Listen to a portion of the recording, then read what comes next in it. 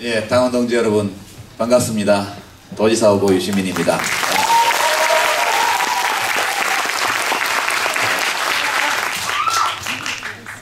여기 경기 중부 과천의왕 안양군포 여기는 이제 경기도 내에서도 우리 당의 강세가 아직은 좀 약한 곳이죠. 여러분 다 아실 겁니다. 다른 곳에도 후보가 하나도 없는 시가 있습니다. 지난주에 창립한 경기도 광주시 지역위원회에도 후보가 단 한 명도 없습니다. 거기도 아주 오늘 이 자리처럼 굉장히 따뜻한 분위기에서 지역위원회 창립 행사를 했습니다. 그 행사 때도 민주당, 진보신당, 민주노동당의 동지들이 오셔서 축하해 주셨고요. 저도 가서 축하 말씀을 드렸습니다. 그래도 별로 뭐 서럽지 않죠? 네. 저는 가끔 그런 생각을 해봅니다. 국민참여당이 만들어지지 않았더라면 나는 지금 무엇을 할 수 있을까? 또는 무엇을 하고 있을까? 여러분은 무엇을 하고 있을 것 같습니까? 예, 시민광장에서 야구도 하고 축구도 하고 그러고 있겠죠. 저는 뭐 하고 있을까요? 예, 저는 책을 쓰고 있기는 좀 어려울 것 같고요. 민주당이나 민주노동당에서 특히 민주당 쪽에 함께 참여정부 때 노무현 대통령 모시고 일했던 분들이 출마한 지역들이 많이 있죠. 뭐 그런 쪽에 응원 다니고 예, 그렇게 하면서 민주당에서 벌어지는 일들에 대해서 속도 쓰리고 마음도 아프고 분하기도 하고 이런 느낌을 가지면서 아마 돌아다니고 있을 것 같아요. 지금 예. 후보 개소식, 뭐 출정식, 기자회견 이런 데 가서 인간병풍 예, 그거 하고 있을 것 같습니다. 그래서 제가 참여당의 지역위원회를 여러 군데를 다니면서 참 만들길 잘했다. 우리가 후보가 하나도 없는 지역위원회라 할지라도 우리 당의 이름으로 할 일이 있고 또 함께 마음을 모아야만 되는 일이 있지 않습니까? 그리고 일이 없어도 서로 얼굴만 봐도 좋잖아요. 예. 예. 이제 다행이다. 참여당이 있어서 그런 생각을 많이 합니다. 요즘 시국이 이렇게 보면 이제 내놓고 선거운동하기가 좀 어려운 시국입니다. 그저께 한명숙 노무현 재단 이사장님에 대한 무죄 선고가 있었죠. 네. 박수 한번 칠까요? 저는 그 재판장이 판결 이유를 설명하기 시작해서 5분쯤 되었을 때 무죄 선고를 확신했습니다. 근데 무죄를 선고하기까지 무려 1시간 반이 걸리더군요.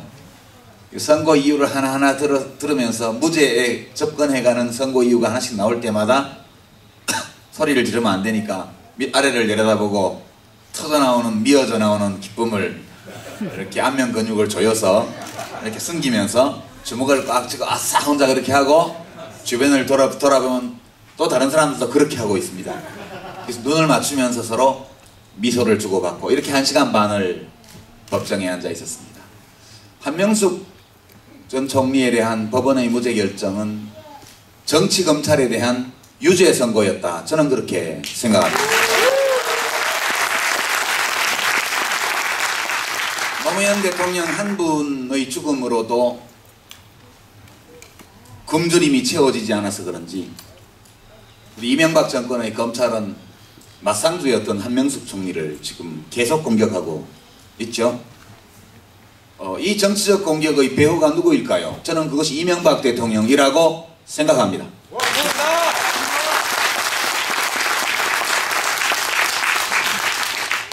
이명박 대통령의 결재 없이 어떻게 이런 일이 일어나겠습니까? 이명박 대통령이 임명한 법무부 장관, 이명박 대통령이 임명한 검찰총장, 그리고 그 법무부 장관과 검찰총장이 임명한 대검 중수부의 검사들이 이 일을 벌이고 있지 않습니까? 지금 1심 무죄가 나니까 곧바로 지금 무죄 난 사건보다 더욱 터무니없는 것을 가지고 지금 다시 정치자금법 위반 수사를 시작을 했습니다. 저는 이명박 대통령에게 요구합니다. 요구해봐야 듣지도 않겠지만 국민에게 사과해야죠. 네. 대통령. 그리고 국회에 나와서 마치 자기들이 진실을 알고 있는 전지전능한 하느님이나 되는 것처럼 수사의 근거가 탄탄하다. 표적수사 아니다. 이렇게 얘기하고 무죄 결정 나고 나서 부끄러워할 줄도 모르고 사법부를 비난하면서 진실을 흔들 수는 있으나 없앨 수는 없다. 저는 그 말이 처음에 변호인들이 한 말인 줄 알았습니다.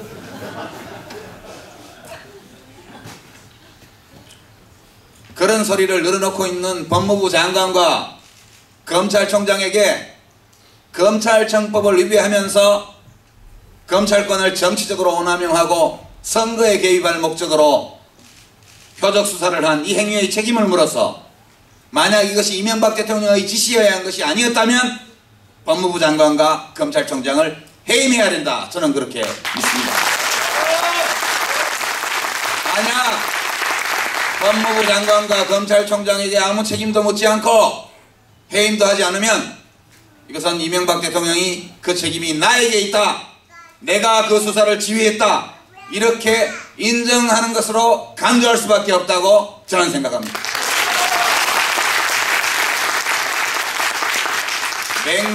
맹자께서 말씀하시기를 여러가지 좋은 말씀하셨지만 잘못을 저지르고도 부끄러워하는 마음이 없으면 인간이 아니다. 무수오지심이면 비인냐 라는 말이 있습니다. 잘못은 누구나 저지를 수 있죠. 그러나 그 잘못이 드러나면 부끄러워하는 마음이 최소한이라도 있어야 될 거 아닙니까? 이명박 대통령과 그가 임명한 법무부 장관, 검찰총장, 그 앞잡이 노릇을 한 정치검사들에게는 잘못을 저질렀고 그 잘못이 백일하에 드러나도 부끄러워하는 마음을 찾아볼 수 없으니 이것을 사람이라고 말할 수 있겠습니까?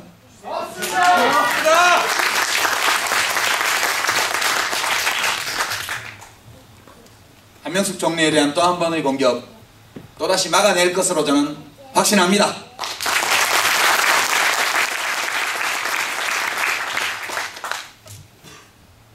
지금 대통령 밀주기가 다가오고 있죠. 예, 제가 지난 6개월 동안 썼던 책이 지금 제작 과정에 이제 들어가 있습니다. 4월 하순에 책이 나올 겁니다. 이제 그 책을 쓰는 동안은 저도 마음이 참 우울해서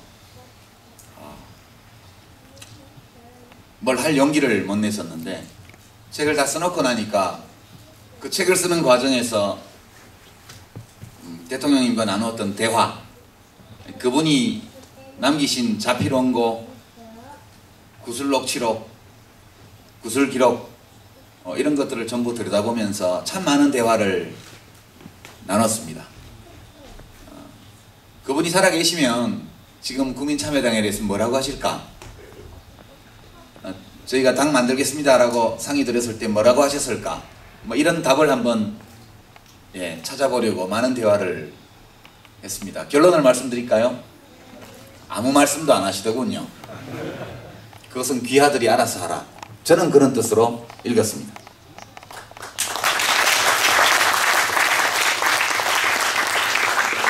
제가 그분께 왜 이 당을 시작하느냐고 물으신다면 이렇게 말씀드리려고 합니다. 우리 국민참여당은 노무현 대통령께서 좌절하시고 쓰러지셨던 바로 그 자리에서 출발하는 정당입니다. 우리 국민참여당은 그저 노무현 대통령을 그리워하고